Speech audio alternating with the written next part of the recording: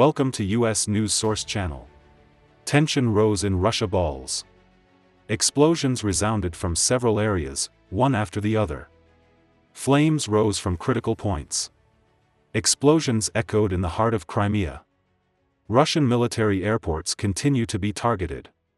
Operations have become quite challenging for the Russian army. Mutual attacks cause an increase in casualties for both armies. However, Russia is struggling to make up for these losses. Military cooperation between Russia and Belarus continues. New equipment has arrived from Russia to Belarus. Preparations can mobilize Ukraine and NATO. Turkish President Erdogan to meet with the leaders of Ukraine and Russia. Turkey's foreign minister made important statements about the war. Course of the war continues to take shape according to the steps to be taken by the countries. Now the decisions made begin to determine the fate of the countries towards war. In the last months of the war, explosions occurred on the territory of Russia, which started to increase the tension between the countries. To remind you, after the launch of large-scale missile attacks against Ukraine, attacks began on Russian soil, a first in the war. Many of these attacks remained a mystery.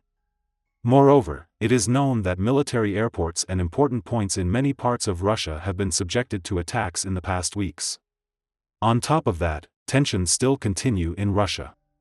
According to breaking news, it was announced that explosion sounds were heard in Russia's Rostov-on-Don and Kursk regions. In the shared images, it was stated that there were flashes and explosion sounds in the sky. Then it was reported that the smoke rose. Increase in explosions in Russia, especially in the border regions, in recent weeks has led to increased concerns on the part of Moscow. Because the territory of the Russian Federation has been involved in the war for a while, and this situation poses a critical risk for Russia. Moreover, the explosions in the regions under Russian control are not limited to this. It has been reported that explosion sounds have also occurred in the Sevastopol region, the heart of Crimea. According to the statements, these explosions took place near the Belbek airport in the region. At the same time, Petro Andriushenko, advisor to the mayor of Mariupol, announced that air defense systems were deployed at least twice. Although there is no explanation from this region yet, it is known that such military airports have been attacked before. While Russian military points were targeted many times on Russian territory, airports were also hit. It is thought that the reason for targeting these points may be the reduction of Russia's air operating power. As it is known, unless Russia can achieve success in ground operations, it has to turn to air operations. However, while it has to protect itself on the fronts in Ukraine, it will now have to protect itself in its own country and on the territory of Crimea. If he fails in this regard, he may lose the regions in the future. For this reason, tension in the region continues. As a reminder, attacks on Sevastopol in Crimea had been launched in the past months. Russia's Black Sea Fleet was targeted in the attacks. It was reported that these attacks were carried out by Ukraine by sea and air vehicles. This situation created a shock effect on the Russian side.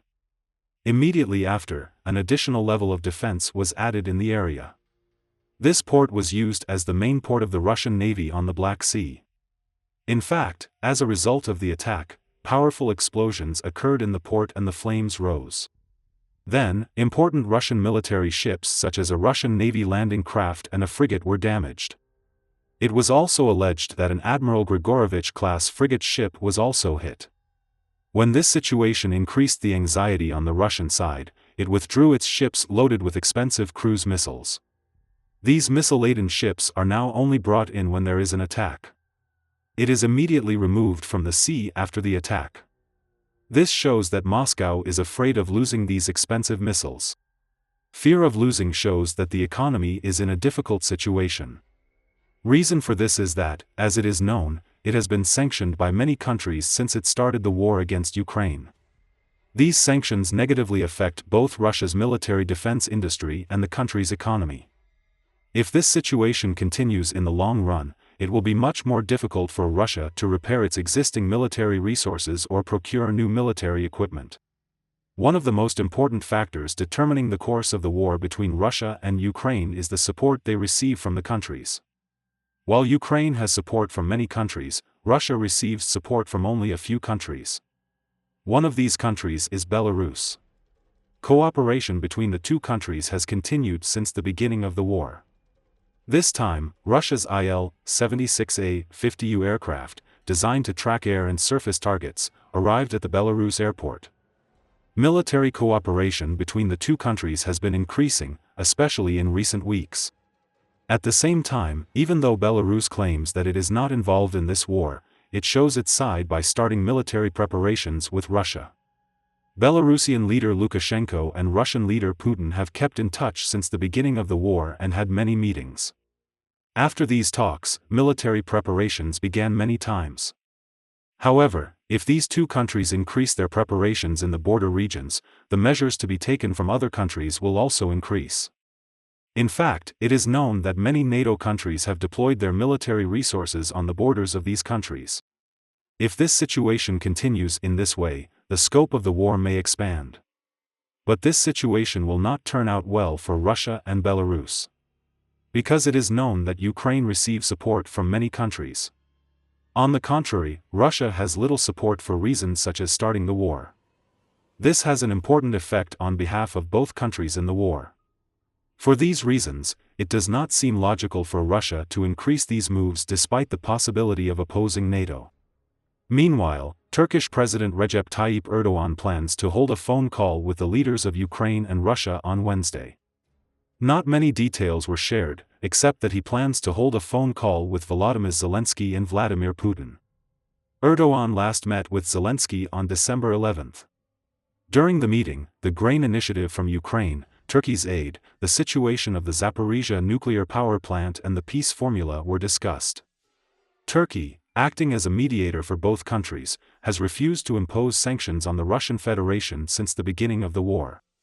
Mevlut Cavusoglu, Minister of Foreign Affairs of the Republic of Turkey, also stated in his statement at the beginning of December that Turkey wanted to see a ceasefire in the war in Ukraine or a step towards a negotiation by the spring of 2023.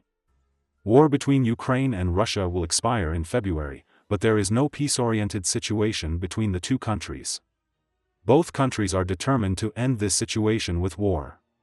Both countries do not want to make concessions and therefore insist on their wishes to sit at the negotiating table. In these days when the war has become very critical and the violence on the fronts has increased, the decisions of the country's leaders are also of great importance. It is known that one of the most important factors in the war is relations between countries. This was proven throughout the war. Although Russia is a larger country, it has had to face major defeats many times due to the support of Ukraine from many countries. Moreover, contrary to popular belief, Russia also surprised me in the military field. Since the beginning of the war, Russia's losses have reached an irreparable level due to the strategic mistakes made on the fronts. This situation greatly reduces the offensive and defensive power of the Russian army on the fronts. In the long run, such moves will be of greater importance for countries. Steps taken on the fronts are now more important than the previous ones. For this, it was necessary to be much more careful and to be determined in a strategic direction. In the following process, it will be seen more clearly what steps will be taken and what kind of decisions will be made. We'll see what happens in the next few days. We have reached the end of another video. You can support us by liking the video. You can easily follow new videos by subscribing. I wish you all a war-free day. See you.